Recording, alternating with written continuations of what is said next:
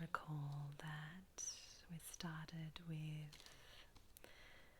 the two stories, the white trout and the speckled bull.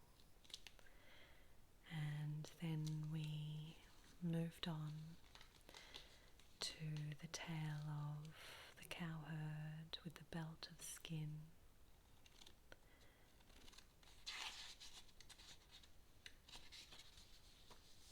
And tonight, the next story in the book is Aristotle and the Three Sons.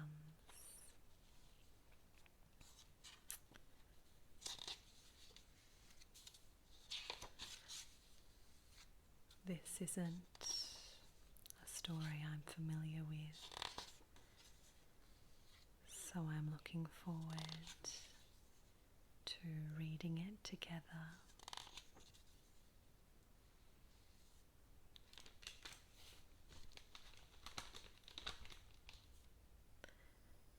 Aristotle and the Three Sons.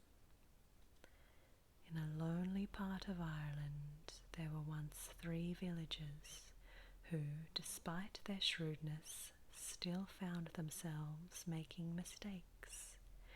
They accordingly went in search of Aristotle, the master of all science, and asked him if he needed 3 assistants. "Indeed," said the master, "that depends on your skill and on what you can do." "I am a butcher," said the first in a loud voice. "I am a carpenter," said the second more quietly. "And I am a storyteller," said the third softly. "Yes, I can do with men like you. Go sup and sleep, and tomorrow we shall see." The next day he ordered the butcher to kill an ox. An hour later the master found him busy dressing and undressing without having carried out his task, and asked him what he was doing. "I will tell you. I have one of my father's shirts and one of my mother's shifts. I am wondering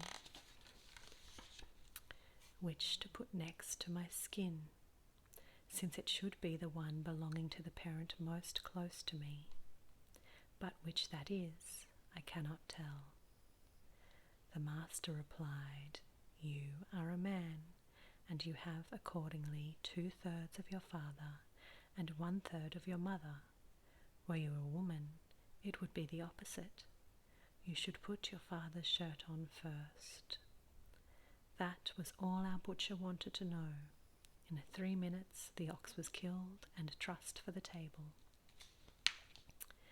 The master ordered the second son to fell a tree which stood in the middle of the courtyard. The carpenter took up his axe, but raised it so little that it hardly scored the bark. "What stops you from striking a good blow?" asked Aristotle. "If I raise my hand too high, I fear that my axe may fly up to heaven. If I let it fall too low, I fear that my axe may descend to the depths of the earth. I would like to know which is nearer." "Neither," said the master. "You are exactly between the two." The carpenter was satisfied, and the tree was straightway felled. That evening it was the third son's turn. "Well," said the master, "why don't you tell us a tale?" "I ask nothing better," said the third son, "but I never know who should begin, the master of the house or myself."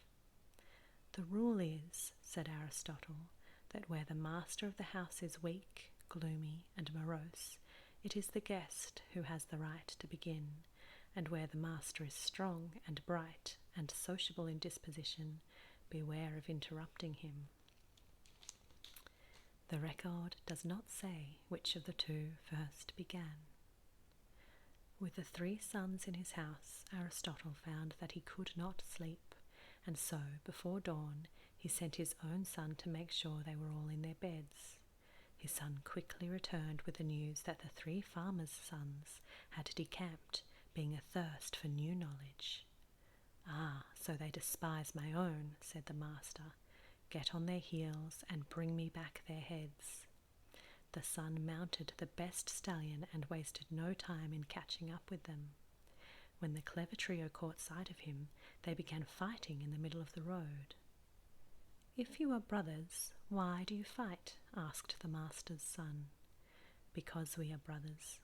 We are fighting for our father's heritage." "And what is that?" "A tree." "What did he leave to you?" He asked the first son. "What is under the earth and what is above." "And to you?" he asked the second. "All that is curved and all that is straight." "And to you?" he asked the third.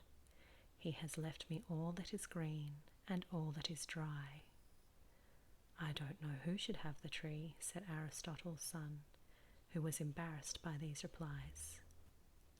"Yes, I have it. Which of you is the eldest?" "All that I can tell you," replied the first, "is that my father bought me a boat full of razors, which I have worn all the way down in shaving myself."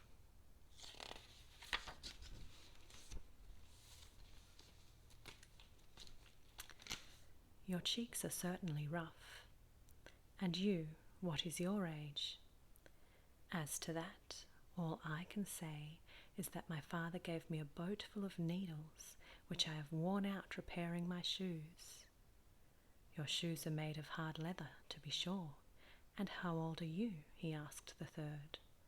"All that I know is that my father gave me a boat full of spoons and knives, which I have worn out eating my meals." Aristotle's son became more and more embarrassed. "I still cannot tell which one of you has the right to the heritage," he said. "Ah, one moment. Which of you can run the fastest?" The first replied, "Go up to the top of a tower on the windiest day in March and throw down a sack full of feathers.